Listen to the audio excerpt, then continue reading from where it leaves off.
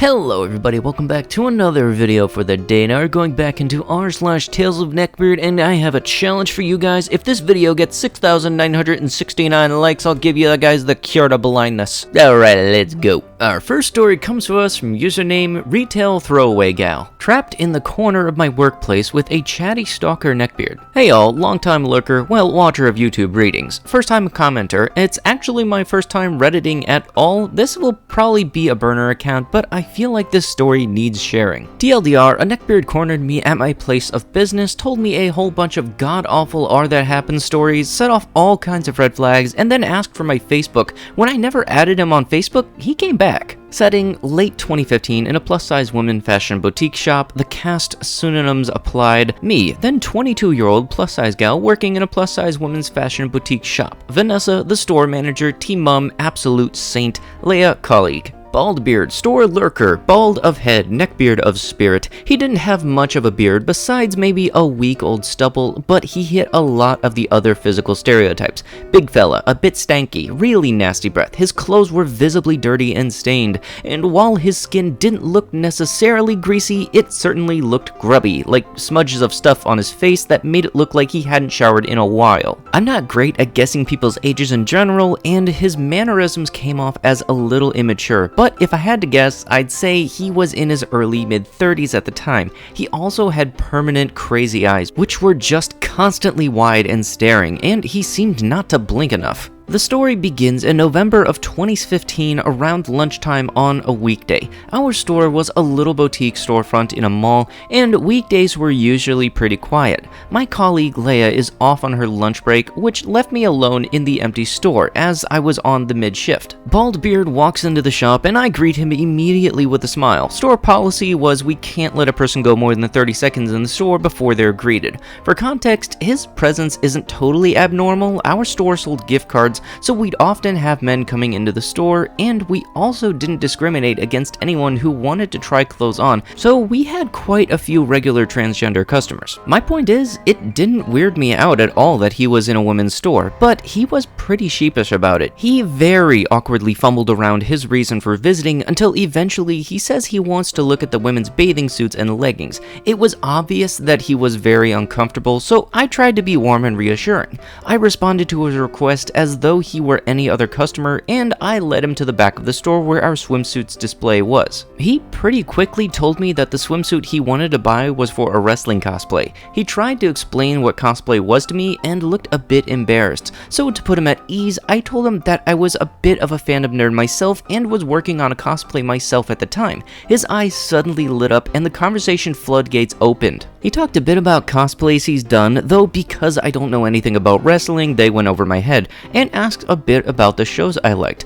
After a while, the conversation shifts into him telling me stories of his convention experiences. They were the kinds of stories that maybe had a grain of truth buried in there, but were so exaggerated that they were beyond recognition and were very obviously fake. The way he told them really gave the impression that he was making them up as he went along. He was kind of stopping and starting a lot, and seemed to just tack on extra details as he went. The stories he told me were as follows, editorializing by me in bold. If any of these stories turn out to be true, I'd be surprised to say the least. He once went to get a photo with John Barrowman at a convention with his then girlfriend. When the photo was about to be taken, John Barrowman gave his girlfriend an unsolicited butt squeeze rather than be creeped out or angry about this act of casual assault. Baldbeard instead walked right up to John Barrowman's husband and open-mouth pashed him as a playful revenge. I guess John Barrowman's husband had nothing better to do in a foreign country than stand off to the side watching his husband take hundreds of photos with fans all day.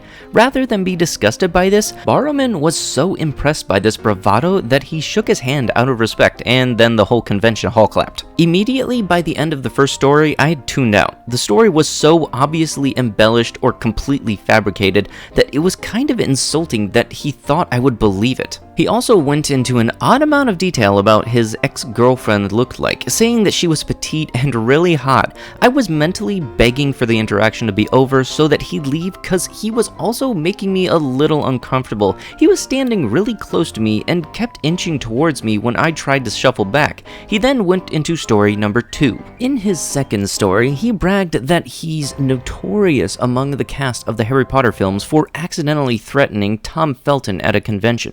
According to him, before the second Deathly Hallows movie came out, he saw Tom Felton walking past him at a convention, so which he said in a sing-song voice, "You're gonna die soon," in reference to the upcoming film in which his character does not die. So I really don't understand the joke anyway. Interpreting his words to be a direct threat, Felton's security guards tackled Baldbeard and escorted him out. This story would have sounded fake enough, but he then added that the whole cast have heard about this incident and have talked about it in panels and on chat shows. I haven't found anything about it online. I'm happy to be proven wrong. At this point, I was mostly just amused that he thought I was gullible enough to actually believe all of it, and I was also questioning why he'd brag about a fake story in which he comes off at best as an idiot. The third story, however, is the one that set red flags and discomfort off as it became sexual and creepy. Bear in mind, I was alone in the store at the time, sort of cornered in the back, and this guy kept trying to stand a little too close and kept looking at my chest pretty obviously. In the third story, he was at a wrestling convention. His favorite American wrestler was there and had brought his daughter with him.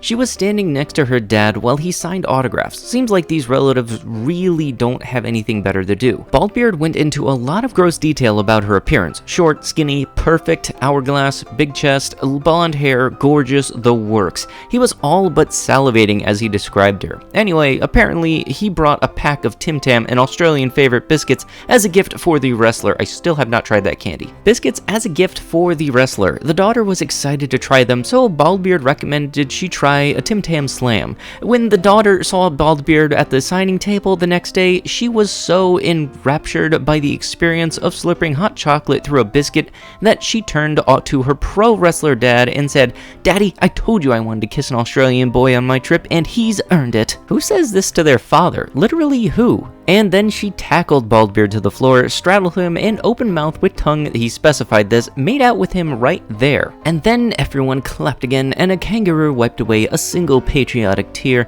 Apparently the dad was just amused by all of this, and when they finally got up from grinding on the floor, the dad shook his head. I think he forgot that he already used that line. However, he again had to reassure me of how hot the girl was, so he went on to say that she was so hot, and that she was sitting right on his groin, and he told me he got hard just from the kissing, so in order to avoid, in his words, creaming his pants, his actual words, he had to think of unsexy things. The three examples he gave were dead puppies, kitten getting their head bashed in, and women being, I'm not saying that, as topics he had to think about to avoid creaming his pants. I was so uncomfortable by now, completely skeeved out by the aspects of that story, and the tone of voice and the look he had while he told it. It was embarrassing to be an audience to someone telling it in public, and the last casual mention of women being roped really set off the red flags for me. Not to make assumptions, but the way he said women being that, let's just say it didn't sound like it was a turnoff for him. Again, he was basically salivating. I did what I could to wrap the conversation up because by now I really wanted him gone.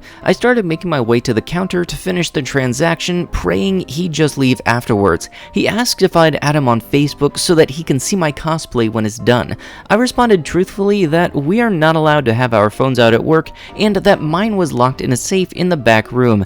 However, I also didn't want to tell him my name or tell him to add me, so I thought fast and suggested that he write his name down on a piece of paper and I'd look him up when I got home. I definitely wasn't going to do that, but he seemed satisfied with this and he finally left. When Leia got back from her break, I told her about this encounter. She said that he had been in a few times before and always asked to see the women's swimwear and lingerie, and that he always had some excuse for why he needs it. Usually that he lost a bet to a friend and now has to wear women's lacy underwear for a week. Leia's stance is that he was just a creep. Generally, I'd find wearing women's underwear to be a pretty harmless vice if that's what you're into, but the way he went about it made me inclined to think he was a creep too. Like, he seemed to enjoy how uncomfortable the entire experience had made him. Later that night, I looked up his Facebook purely out of curiosity, had a little laugh at the cringy photos and the bad My Little Pony photoshops, and then I threw away the piece of paper with his name on it and completely forgot about him. Now we fast forward to mid-January of 2016. We are now in the post-holiday season sales,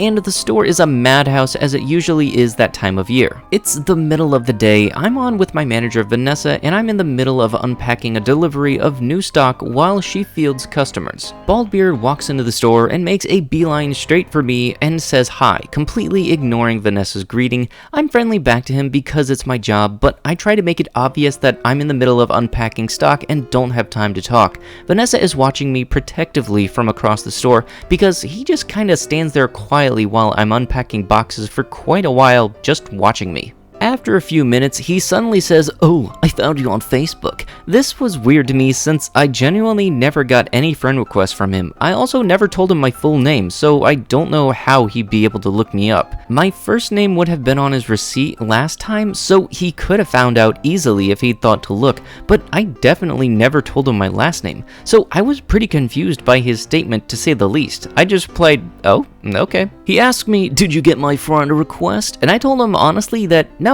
I didn't. "Are you sure you got the right account?" He was confused and said he'd try adding me again when he got home. I made a mental note to block his account as soon as he added me and make up a story about having deactivated it if he asked me about it again in the future. He eventually walks off and grabs a pair of leggings and then lets me know he wants to buy them, so I walk to the counter to run the transaction. He tries to drag it out and have a conversation with me, but I really don't have the time and I have way too much to do. I wrap up the transaction, but before I can walk away, he takes my hand and holds it like a gentleman from an Austen novel, bows his head a little, and says, "Miss," my actual name, winks, and then leaves. Now, I'm freaked out by this since, as I said, he'd have no way of knowing my last name. Apparently, my discomfort is visible because as soon as he's gone, my manager Vanessa comes over straight away and asks what he said. I told her a short version of our first interaction and what he just said to me. She looked horrified and tells me that she had recognized that guy because he'd come into the store several times in the past few months asking about me,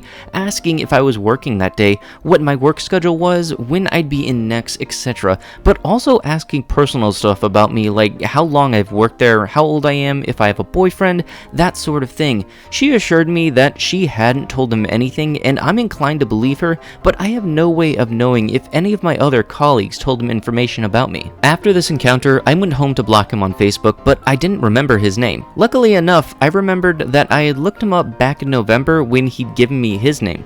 This meant I could find his account in my Facebook search history. I found his profile and blocked his account so that he wouldn't be able to find me, and prayed that he wouldn't come back into the store again. I stopped working at the store a few months later due to some unrelated and run-of-the-mill retail stuff, so thankfully I never had to serve him again. I did walk past him one more time after that while shopping, but by then I had changed my hair and I was wearing sunglasses, so he either didn't see me or didn't recognize me. That's really my only incident dealing with a workplace stalker, thank God, and I hope it's my last. Our next story comes to us from username Opal Happiness. Yeah, I know the word, but apparently YouTube doesn't like that sometimes. Don't believe me? Look it up. How I was stuck in an abusive relationship with a neckbeard after a personality change. Obligatory, I'm on mobile and I'm also just dumb, so sorry for any formatting and grammar issues. I really just want to rant and get this off my chest. TLDR at the end. The main cast of my worst relationship. Me is me, awful X equals smashbeard, SB, J is male roommate, SB's friend. Backstory. So at this time I was 20, in college in a very small department, and just gotten out of a very serious relationship.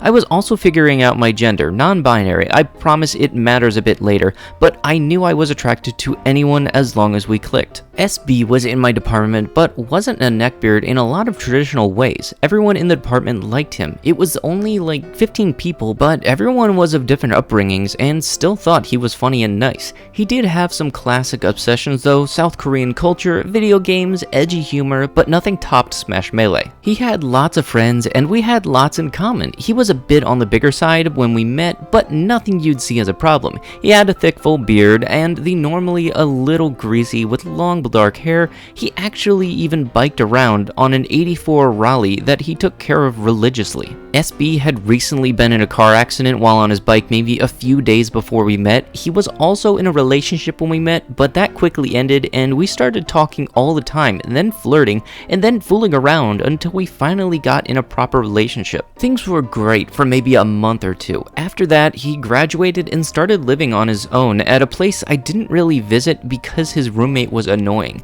I was living at home, but after those few months, I had to get out with a week's notice. SB was amazing during during this. He got a new place lined up with Jay, who I hadn't met yet, to help us pay the bills. This place was a 5-minute walk away from my class, and he even picked it so I didn't have to drive there every day. I thought I found the guy I wanted to spend my life with. After those few months, he started a government job and was making tons of money for a 20-something just out of college. I worked 3 jobs, 2 on campus and 1 at a chain game store known for giving you jack shot for your trading games. Yes, the one you're thinking of. Jay just got a job when we moved in as well and was making enough to support his own gaming addiction. SB suddenly had a personality shift completely. He stopped messing around with me, never kissed or hugged me, never held my hand, stopped cuddling with me during the day or at night. The most affection I would get would be him asking me if I wanted to climb on top and do all the work. He didn't want to ride his bike anymore. He only sat at his gaming PC all day, and at night, he and Jay would have a friend or two over and play Melee all night.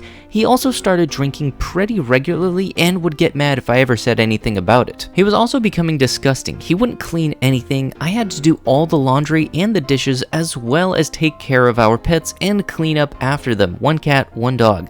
Lived in a pile of food bags and beer cans at his computer. He just was covered in food stains and looked disheveled constantly. A day normally went like this. He would go to work Monday through Friday, come home, not say anything to me, and get on his computer and watch loud videos in the living room. Jay would come over much later, and SB would immediately bust into his room and almost demand to play Melee with him. Then they would play late into the night, getting takeout and drinking. Now, I loved gaming, drawing, painting, reading, and trying new things. I would try to share any interests with him, but nothing clicked. Jay even had more interest in what I was doing than SB.